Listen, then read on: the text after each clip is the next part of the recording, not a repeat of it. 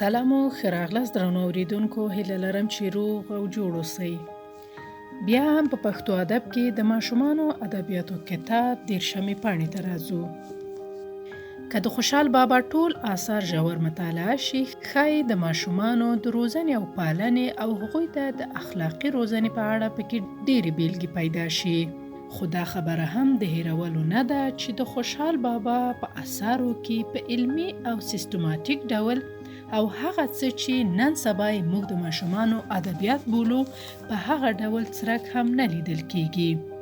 معنا دا چې خوشحال بابا په شعوري توګه د ماشوم د ادب په معنا هغه څه چې ماشوم یې ولولي، خوند ورکړي، د ماشوم له ژوند او مرګ سره برابر څه وي چې د ماشومتوب دنیاګۍ ور روښانه او څه ترې زده کړي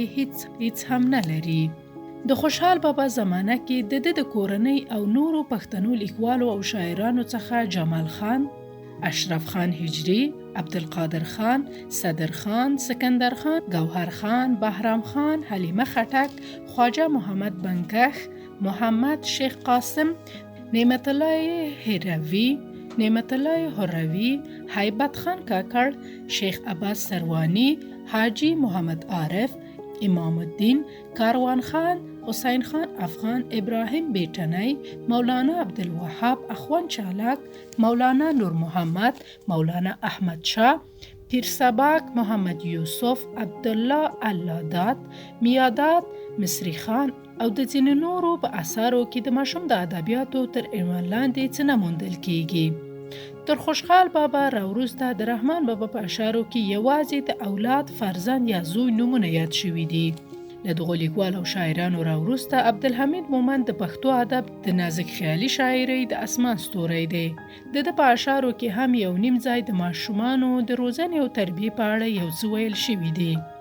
دی په خپلو اشعارو کې د اولاد د تربیې او روزنې په اړه وایي: نازولی زوی نه اخلي ادب او د سیوري نخل نه نیسي رتب. ونیو مشه هغه زوی پخوا پورې چې نه نیولی درس وي نه مکتب. په غوجل کې باریخر او کچرخه دی، نه په خونه کې جاهل او بې طلب. چې پیدا شي یو ناګس په قبیله کې، وړاندې وروسته هبته کاندي نسب. د پسر په نیکو بدو پلار یادیږي، دا خبر دی په جهان کې مجرب. په سواره باندې ګوته شي ایښوده، چې آس برابر نزي په جلب. په زړه مهر په خوله قهر زوی ته بویه، څه ښه وایې چیرته ډب هلته هدب. یو هغه څه وی چې د ماشوم ادبیات ګڼل کیږي او یو هغه څه وی چې د ماشومانو په اړه څه لیکل کیږي. د حمید بابا په آثارو کې هم په خواشینۍ سره د ماشوم د ادبیاتو په مفهوم او معنا هیڅ نه لیدل کیږي. له حمید ماشوخیل وروسته ان تر 1290 هجري کال پورې د پښتو ادب له معاصرې دورې سره سمون خوري. په پښتو ژبه کې د نثر او نظم په برخه کې سلګونه لیکوالان پیدا شوي، خو په شعوري توګه د ماشومانو د ادبیاتو په برخه کې څه نه دي کړي. د لومړي ځل لپاره په شعوري توګه د ماشوم د ادبیاتو په نامه ځانګړي ادبیات په لویدیځ کې راوټولېدل او بیا د نورې نړۍ د ولسونو هم دغه برخې ته پام شو او په دغه برخه کې د کار په کولو خپلو ماشومانو ته خپل رسالت ادا کړی دی. په افغانستان کې هم د ماشوم د ادبیاتو په برخه کې په رسمي توګه چې کوم څه د لومړي ځل لپاره پیل شوي، الهام یې له لویدیځې نړۍ څخه اخیستل شوی دی. د هغه مهال د افغاني حکومت ځینې لوړپوړي چارواکي او په ځانګړي ډول محمود طرزي د ځینو نورو هیوادونو په ګډون ترکیې ته هم رسمي سفرونه درلودل. ترکیه له یوه اړخه یو اسلامي هیواد دی، نو له بله اړخه د لویدیځې نړۍ نږدې ګاونډی ده. هر بدلون او خوځښت چې په لویدیځ کې را پیدا شوی، په یو نه یو ډول ترې ترکیه اغیزمنه شوې ده. نو دغه هیواد ته د هغه مهال د افغاني چارواکو ورتګ او له ترکیې سره نږدې اړیکې ساتل پر افغانانو هم اغیزه وکړه. همغه و چې محمود طرزي له وخت او خپلې ځیرکتیا څخه په ګټه اخیستنې سره د سراج الاخبار جریدې په اډانه کې چې لا د مخه یو فعاله رسنۍ وه، په 1290 هجري کال کې د سراج الاطفال په نامه د کوچنیانو لپاره یوه برخه ځانګړې کړه. د ماشومانو دغه د سراج الاطفال جریده به د سراج الاخبار ترڅنګ په هرو 15 ورځو کې یو وار خپرېده. سره له دې چې اوس په افغاني کتابونو کې د سراج الاطفال ټولې ګڼې نشته، یوازې په عامه کتابتون کې 6 متفرقې ګڼې شته. په دغه جریده کې هم د پښتو ژبې برخه خواره ده. او په پښتو ژبه پکې څه نه تر سترګو کیږي. په هر صورت په افغانستان کې د ماشوم د ادبیاتو رسمي پیل او په دغه پیل کې په شعوري توګه کار کول له همدغه جریدې څخه پیلېږي. له سراج الاطفال وروسته په قندهار کې د حبیبي صاحب په مشرۍ طلوع افغان او په کابل کې د پښتو ټولنې زیري جریدو د ماشومانو د ادبیاتو په برخه کې لیکنې خپرولې. بیا نو په 1329 هجري کال د انیس ورځپاڼې په اډانه کې د وړو انیس تر عنوان لاندې په پښتو او دري ژبه د ماشوم د ادبیاتو په برخه کې کار کېده. ورپسې د کوچنیانو غږ مجلې هم ټولې لیکنې د ماشومانو په اړه او د ماشومانو لپاره وې. همدغه ډول په لرې پښتونخوا کې هم ځینې خپرونې وې چې د کوچنیانو د ادبیاتو په برخه کې کار کړی، چې له دې ډلې څخه د جمهوریت مجلې یعنی د ماشومانو مجلس، د رهبر مجلې یعنی په ماشومانو کې زیری، د ګلستان مجلې د ماشومانو نړۍ، د غونچه مجلې د ماشومانو صفحه او د ولس مجلې د ماشومانو محفل په نومونو صفحې خپرولې. همداراز په دې لړ کې په دې وروستیو کې له کابل څخه خپریدونکي په پښتو ژبه یوه بله مجله ګربت چې اوس نه خپریږي هم د کمکیانو ګربت په نامه برخه د ماشومانو ادبیاتو ته ځانګړې شوې وه. او اوس په کابل کې د مصور خپرندویه بنسټ په نوښت ماشومانو لپاره کتابونه او رسالې چاپیږي او د ماشومانو ادبیاتو ته ځانګړې شوي، یعنی د مصور په نامه یوه مجله هم خپروي او د مصور په نامه انټرنیټي ویبپاڼه هم لري. له جریدو او مجلو سره سره هغه مهال یو شمیر نوښتګرو پښتنو لیکوالو یوازې په یوه نیمه لیکنه بسنه ونه کړه، بلکې په دغه برخه کې د قدر وړ ګامونه پورته کړل او آثار یې وپنځول. په پښتو ژبه کې یو شمیر لیکوالانو ماشومانو لپاره او یو شمیر نورو بیا د کوچنیانو په باره کې لیکنې کړي. دلته موږ په ترتیب سره هڅه کړې لومړی د هغو لیکوالانو نومونه یاد کړو چې د ماشومانو لپاره او یا د ماشومانو په اړه کتابونه لیکلي، یعنی په دې برخه کې آثار لري. بیا به د هغو لیکوالانو یادونه وکړو چې ماشومانو ته یې کتابونه ژباړلي، او بیا به هم د هغو لیکوالانو یادونه وکړو چې هغوی لا تر دې دمه کوم ځانګړی اثر ماشومانو ته نه دی لیکلی او نه ژباړلی، او یا یې یوه نیمه کیسه یا شعر لیکلی وي او یا یې ژباړلی وي. ورپسې به د هغو لیکوالانو له نومونو سره آشنا شو چې په ځینو رادیوګانو کې ماشومانو ته ښوونیزې او تفریحي خپرونې جوړې کړي دي. د یو شمیر لیکوالو د نومونو او د هغو د آثارو په اړه مې د ښاغلي آصف بهان له کتاب یعنی د کوچنیانو ادبیات او د ننګرهار پوهنتون استاد محمد داود وفا له یوې مقالې څخه ګټه اخیستې او د نورو په اړه مې په خپله پلټنه کړې ده. ما خپله ټوله وسه کړې، خو که بیا هم په دې برخه کې رانه د کوم لیکوال نوم پاتې وي ما دې وبخي. په پښتو ژبه کې تر کومه بریده چې ما ته معلومه ده نو دغه لیکوال د ماشومانو په برخه کې د ځانګړو آثارو درلودونکي دي. د حافظ محمد ادریس خوږې لطیفې، څپرۍ، کپرۍ، نادیده، د پروفیسور ولی محمد سیال کاکړ، د کوشنیانو ادب، د کوشنیانو ژبه، پښتني فلکلور، د همیش خلیل، آدم او درخانۍ، د نیکۍ بدله، وړې کیسې، مومن خان او شیرینۍ، د پروفیسور محمد نواز طاهر د ماشومانو سندرې او صوتونه، د استاد حبیب الله رفیع لاسین جلی، د تمدن سوغات، ونو، تمه ډرامه، د خلکو سندرې او زرینې څانګې ځینې برخې.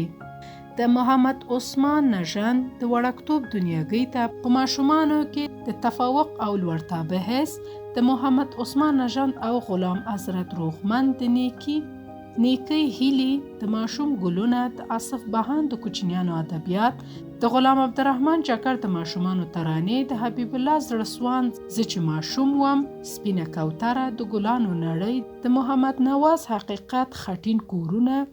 د هیلو غوټۍ، د رڼا لاره، سپینه کوتره، د عبدالرحیم پتنګ د ماشومانو سندرې، د سلطان محمد صابر اوسکه ورکوټه یم زلمی بسمه، د استاد محمد اسماعیل یون ساینسي پرمختیاوي، نور الحبیب نثار د ماشوم نړۍ، د علمګل سحر ستوري، بیځایه غرور، د عبدالغفور لیوال د ماشومانو سندرې او غوره بوختیاوي، د اجمل تورمان د ادم خان لالا نکلونه، زړه بیزو، د ډاکټر محمد فرید ازګر آصف د بلا په لومه کې، د عرب خان عرب پایلې، د عبدالحمید مموزي تربیتی کیسې، خوندوري کیسې، د انجینر عبدالحاشم خیل دینی لارښود، د بهادر شاه ظفر کاکا خیل د سرو زرو سیند، د عبدالغفار گردیزی کاشکی ز کوتره وای، د محمد حفیظ صحرایی د کوچنیانو کتاب، د فاروق فردا، محمد نواز حقیقت، محمد عثمان نژند او غلام حضرت روغمن د لمر ترانې، د نصرت خان نصر لنډې کیسې، د شاهین فاروقي ناروغ ماشوم، د ډاکټر زرغونې زیور دا هلکان، د نجیبې لیمې له خړکۍ سره کیسې، د غلام حسین بیوس ولسي لوبې، د محمد رفیع د ماشومانو ګلغنچه، د عبدالرحیم درانی د کوچنیانو روزنه، د نور محمد لاهو د غوا دیګی، د سید عبدالله ولیزی د ماشومانو لپاره اسلامي لارښود، د عبدالرحمن حبیب زوی نری نری باران دی، د نعمت الله اندړ اصلي خبره، د عبدالقیوم مشواڼي انسان په ناشنا جزیره کې، د مسافر رئیس خیل دوه بازاري گاونډیان، د پوهندوی نصر الله ستانکزي د کوچنیانو حقوق، د محب الله زغم زیرک الوزي، د نعیمي غني اتل بستوري راوړي ناچاپ، د راهیلې نوري د ماشومانو د خپلو لیکنو او بیلګو او بیوګرافي مجموعه ناچاپ، یو شمیر د خیر ښېګڼې موسسو او ادارو هم افغانو ماشومانو ته په پښتو ژبه انځوریز کتابونه چاپ کړي. دلته به د ماشومانو د هغو انځوریزو کتابونو نومونه راواخلو چې تر دې دمه د بي بي سي رادیو تعلیمي پروژې خپاره کړي دي. که سوله وي، زمری او لیکوال، درې غوایان او یو لیوه، احمد خپل پلار ژغوري، سره چرګه، په ځنګله کې اور، کوتره او کارغه، سپینګیری او د هغه زامن، سوی، د صابون کیسه، غنم لو، خزانه، هلک او ټوپک، بوزی اوبدونکی، طلایي کب، د جانداد کیسه، خپل هیواد، نیکمرغي او بدمرغي، زمری او موږک، میږی او کوتره، مرغلره، کونډه ښځه او پیشو، لټون،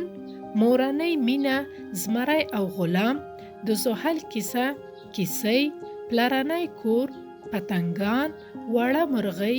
هوښیار نجلۍ. ځینو نورو موسسو هم ماشومانو لپاره کتابونه چاپ کړي دي. هغه کتابونه چې ماته معلوم دي دا دي: د پروګرس نشراتي موسسې، افسانوي آس، رسم شوي قصې، کمکی ځناور، هر څوک په خپل دستور ژوند کوي، د رادوګا موسسې لخوا، پیل، فولادي ګوتې، فولادي کوټې، د کوچنیانو د پاره کیسې، لومړی کتاب، د دانکو سوځېدونکی زړه، د ساعت په باره کې څه معلومات، د ښوونې او روزنې وزارت د تالیف او ترجمې ریاست، د تالیف او ترجمې ریاست لخوا، تنکۍ یعنی هیلۍ، د محکمې نشرات وشاعت قبایل له اړخه، خوندناکې قصې د ماشومانو لپاره د مصور خپرندوی بنسټ خپاره کړي. درې واړه ملګري ښوونځي ته ځي، له خواږه ټیکلي جوړ هلک، هغه لیکوال چې په پښتو ژبه یې د ماشومانو په باره یا ماشومانو ته له نورو ژبو اثر ژباړلی دي دا دي: د استاد قیام الدین خادم ژباړه، د کوچنیانو اخلاقي پالنه، د نادر جلالي ژباړې، د پړانګ خورځه، کوچنیان، میږی او کیهاني پیلوټ، سور چرګوړی، شوکت آغان، غیر عادي مسافرت، د حافظ محمد ادریس ژباړې، تعلیمي کیسې، اسلامي کیسې، د ډاکټر محمد فری بزګر ژباړې، خدایه موږ له دې بلا څخه وساتې، د سند باد پیښې، د طرابلس مریان، زمری د مخدره موادو په اړه حقایقو څخه خبر شي، د نشې زهر، د حبیب الله زړسوند ژباړه، سپینه ډوډۍ، د اسفندیار خان او رحیم نورزي ژباړه، د ایواناتو نکلونه، د احسان ارینزي ژباړه، د مینې افسانه، د زبیر شفیقي ژباړه، د پیغمبرانو کیسې، د فاروق ژباړه، لقه موټر، د عبدالسمیع حمید ژباړه، د واورو لوبې، د شازیرویال ژباړه، رسم شوي کیسې، د تاج ملي ژباړه، زموږ سترګې او زموږ غاښونه، د قاسم یار ژباړه، درې خرسه، د ډاکټر عطاالله زیارمل ژباړه ماشوم روزنه، د مختار احمد احسان ژباړه زما سوی، د ډاکټر ګل محمد نورزي ژباړه لومړی ماهی، یوشکا، د ډاکټر مصطفی رسولي ژباړه د سپین سرې همراه د خټو کیسې، د ماری خلیل ژباړه سور چرګوړی او دوکبازه ګیدړه، د صفیه علیم ژباړه د سند باد، د سند باد او سفرونه، د نادر جلالی ژباړه سور چرخور لرونکی سرګوټی کوچنیان، د خپلواک ژباړه د ښار مکتبونه او د کلي مکتبونه، د ډاکټر ګل محمد نورزي ژباړه لومړی ماهی، د عبدالرؤف عاکف ژباړه مچ او ماشي زموږ دښمن، د ډاکټر عبدالرحمن زماني ژباړه موږ څه وخورو، د عبدالسمیع حمید ژباړه د وړو لوبي، د پروفیسور عبدالرسول امین ژباړه وړوکی ماشوم او کلک خواړه، د پوهنوال لطف الله صافي ژباړه هوا او اوبه، د اناهیتا روحي ژباړه اسمان او ځمکه، د نورګل شفق ژباړه د جانګل شینو، د ښکلا احمدزی ژباړه د خزان لټون، په ژوبن کې ځناور دي، پیشو بکس غواړي، مچۍ بونګیږي، د مشهل خټګر ژباړي غرونه او اورشیندنه، وروستی او وړاندې، کچېرې یو موږک ښوونځي ته یوسي، او دا هم د هغو لیکوالانو نومونه چې ماشومانو ته او د ماشومانو په باره کې خورې ورې لیکنې یا ژباړې کړي دي. مولوي صالح محمد کندهاری، پوهان عبدالحی حبیبی، عبدالرؤف بینوا، ګل پاچا الفت، غنی خان، علی محمد منگل، سید محی الدین هاشمی، خوږیاڼی، غروال شینواری، ریدی پژواک، خاتمن، عبدالرحمن الدین اکبری، شیرخان ولسیار، زرین شاه ظفر کاکاخیل، میا الهام، گل نسیم کاکاخیل، حجاب گل، منصف گل، عبدالرحیم خان، محبت خان، تاج احمد، سردار علی خان، سید شوکت علی شاه، محمد اعظم ارباب، رفیع الارشاد، شاهد پروین، نجم الهادی زاخیلی، جاوید اقبال، بدرالزمان شاه، ظفر اقبال، عطا محمد، عبدالحکیم، ابوالخیر ځلاند، عبدالباری اسیر، حبیب رحمان پانیزی، شاهده نسرین، خواجه محمد، حمید وردک، مهریه هوتکی، سرورزی، شیوا، نجیب الله، نورالله لودین، ګړندی، اجمل روحی،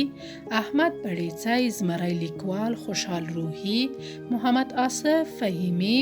ډاکټر محمد اکبر، محمد معصوم سحک، محمد اسماعیل څړبن، زرغونه ایاززازی، احسان ارینزی، فارق فردا، نور محمد دوست، محمد بصیر امیری، محمد ایوب، محمد جان فنا، استاد اسدالله غضنفر، ډاکټر زیارمل، نازو پسرلی، سلیمان سلیم، عبدالله الهام جمالزی، اسمت الله څاروان،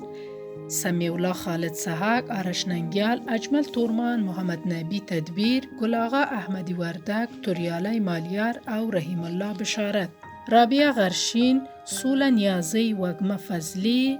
ګلمینه یوسفزی. بی بی سی رادیو له 201 میلادي کال راهیسې په پښتو ژبه ماشومانو لپاره ښوونیزې، روزنیزې او تفریحي خپرونې لري. که څه هم یو شمېر نورې سیمه ییزې رادیوګانې هم شته چې د ماشومانو لپاره یو نیم ښوونیز پروګرام لري، خو په دغو ټولو رادیوګانو کې افغان ماشومانو ته د بی بی سی رادیو خپرونې د څومروالي او څرنګوالي له مخې تر بلې هرې رادیو په لومړي کتار کې راځي. په دغو رادیوګانو کې یو شمېر پښتاني لیکوالان کوچنیانو ته د ښوونیزو خپرونو په جوړولو بوخت دي. د ماشومانو د ادبیاتو په برخه کې د دغو لیکوالو کارونه د قدر او پام وړ دي، نو لازمه ده چې د دوی نومونه هم د ماشومانو د ادبیاتو د لیکوالو په ډله کې ولیکل شي.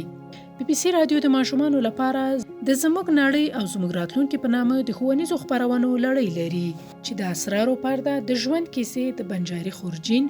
یوه ماڼۍ او زر دریڅې او د څیرو او سیمو په نومونو خپرونې لري چې ډیرو لیکوالو د وخت په تیریدو په دغو خپرونو کې ماشومانو لپاره ښوونیز پروګرامونه لیکلي او جوړ کړي دي.